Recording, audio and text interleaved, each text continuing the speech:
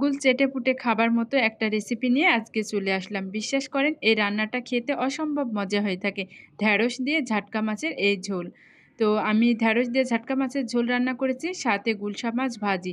আসসালামু আলাইকুম, সবাই কেমন আছো? আশা করি তোমরা সবাই অনেক ভালো আছো। যারা আজকের ভিডিওটি ইউটিউব থেকে দেখবা পেজটাকে সাবস্ক্রাইব করো, আর ফেসবুক থেকে দেখলে পেজটাকে কিন্তু ফলো করতে ভুলো না। তো একটা মিক্সিতে কিন্তু একটা টমেটো আর কিছু পেঁয়াজ আর সামান্য একটু জিরা আমি পেস্ট করে নিয়েছি। ব্লেন্ডারে তো আমার মিক্স করা হয়ে গিয়েছে। এখন চুলে একটা কড়াই বসিয়ে দিলাম, তেলটা একটু হালকা গরম করে এখানে একটু পেঁয়াজ কুচো একটু হালকা ভেজে আমি পেস্ট করে রাখা টমেটো আর পেঁয়াজটাকে দিয়ে আবার অনবরত নাড়াচাড় করে এক এক হলুদ গুঁড়ো, মরিচ গুঁড়ো, ধনিয়া গুঁড়ো, স্বাদ মতো লবণ দিয়ে আমি মশলাটাকে কষাতে বসে দিয়ে কিন্তু আমি এখন ঝাটকা মাছগুলোকে ভাজার জন্য চলে এসেছি। তো ঝাটকা মাছগুলোর গায়ে একটু লবণ আর হালকা হলুদ মাখিয়ে নিলাম, আর কড়াইতে তেল গরম করে কিন্তু এক একে তেলের ভিতরে মাছগুলোকে ছেড়ে একটু হালকা বাদামি করে ভেজে নিব। ঝাটকা মাছগুলো একটু হালকা করে ভেজে নিচ্ছি। বাসায় সবাই যেহেতু মাছটা একটু ভেজে রান্না করে খেতে পছন্দ করে, তো মাছটা একটু ভেজে নেওয়া শেষ হয়ে গিয়েছে। এখন মাছগুলোকে উঠিয়ে নিব। দেখো এমন করে ভেজে নিচ্ছি। টাটকা মাছগুলো তো আমার ভাজা শেষ হয়ে গেছে। অন্যদিকে কিন্তু পাশের চুলায় আমার মশলাটাও কিন্তু খুব ভালো করে কষানো শেষ। এখন মশলার ভিতরে দিয়ে দিব কেটে রাখা এই তো ঢ্যাঁড়সগুলোকে আমি 2 খণ্ড করে নিয়েছি একটা ঢ্যাঁড়সে। তো ঢ্যাঁড়সগুলোকে মশলার ভিতরে অনবরত নাড়াচাড়া দিয়ে খুব ভালো করে কষিয়ে নিয়ে এখানে আমি পরিমাপ করে ঝোলের পানি দিয়ে দিলাম।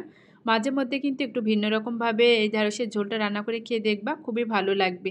আমরা তো অনেক সময় অনেকভাবে খেয়ে থাকি, অনেক সময় ভাজি করে থাকি। তো আজকের এই ঝোলটা আসলে আমার কাছে খুবই মজা লেগেছে, তাই এই রেসিপিটি তোমাদের সাথে একটু শেয়ার করলাম। যে রেসিপিগুলো ভালো লাগে সবসময় চেষ্টা করি সেগুলোই কিন্তু তোমাদের মাঝে শেয়ার করার জন্য। তো ঢ্যাঁড়সের ভিতরে ঝাটকা মাছগুলোকেও দিয়ে দিলাম, দিয়ে কিছুক্ষণ রান্না করে নিব। ঢ্যাঁড়সটা তো সিদ্ধ হতে খুব একটা বেশি সময় লাগে না, অল্প টাইমের ভিতরে কিন্তু হয়ে যায়। তো আমার দেখো রান্নাটা প্রায় হয়ে এসেছে। এই পর্যায়ে একটু হালকা নাড়াচাড়া দিয়ে আরও 5 মিনিট রাখলে কিন্তু আমার রান্নাটা হয়ে যাবে।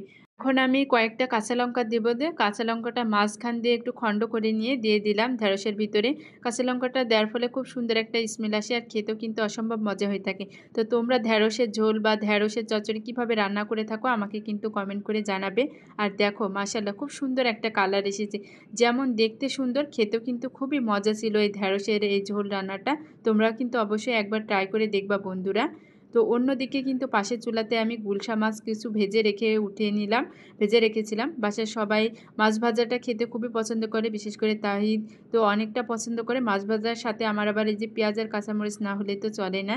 এর মধ্যে একটু রান্নার ভিতরে ভিন্নতা আনলে দেখবে যে সেই রান্নাটা খেতে অসম্ভব মজা হয়ে থাকে। তো আজকের এই রান্নাটা কিন্তু তোমাদের সকলের কাছে কেমন লেগেছে একটু জানাবে। আর আজকের ভিডিওটি এখানে শেষ করব, আর সামনের দিকে এগোবো না। পরবর্তী রেসিপি পেতে অবশ্যই পেজটাকে ফলো করতে কিন্তু ভুলো না বন্ধুরা।